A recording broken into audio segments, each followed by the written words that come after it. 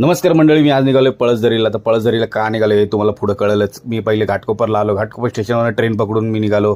कर्जतवरून 2 तासाच्या प्रवासानंतर अखेरकार कर्जतला पोहोचलो. त्यानंतर रिक्षा पकडली बाहेरनं. कर्जत स्टेशनवरून 8 किलोमीटर प्रवास करून मी पोहोचलो स्वामी समर्थांच्या मठामध्ये. आतमध्ये एंट्री केल्याच्या नंतर हातपाय धुण्याची व्यवस्था होती. त्यानंतर मग मी पोहोचलो. औदुंबर वृक्षाखाली असलेली श्रींची मूर्ती पाहून मी दर्शन घेतलं. श्रींची प्रदक्षिणा घेऊन मी निघालो मेन गाभाऱ्याकडे. 12 वाजता बरोबर इथं स्वामींच्या आरतीला सुरुवात होते. स्वामींची आरती झाल्याच्या नंतर मी निघालो गाभाऱ्याकडे. गाभाऱ्याकडे भजन चालू होतं स्वामींच्या मेन गाभाऱ्यात पोहोचतात मी स्वामींचं दर्शन घेतलं. सुंदर अशी चांदीची मूर्ती होती आणि स्वामींचं दर्शन घेतलं. त्यानंतर बाहेर आलं तर गणपती बाप्पाचं दर्शन झालं, स्वामींची पण दर्शन झालं. त्यानंतर इथे असलेले स्वामी याच ठिकाणी स्वामींनी 22 दिवस वास्तव्य केलं होतं. मी गेलो नव्हतं ध्यान मंदिरमध्ये. स्वामींची सुंदर अशी मूर्ती होती. इथे लाईन तुम्ही पाहिले तर इथे महाप्रसादाची लाईन होती आणि सुंदर असे स्वामी भक्त महाप्रसादाचा लाभ घेत होते. आणि इथे स्वतःच ताट स्वतःच धुवून ठेवायचे. पौर्णिमा असल्या कारणाने स्वामींच्या मठात आज गर्दी भरपूर होती. इथे महाप्रसादाची पण वेळ दिली.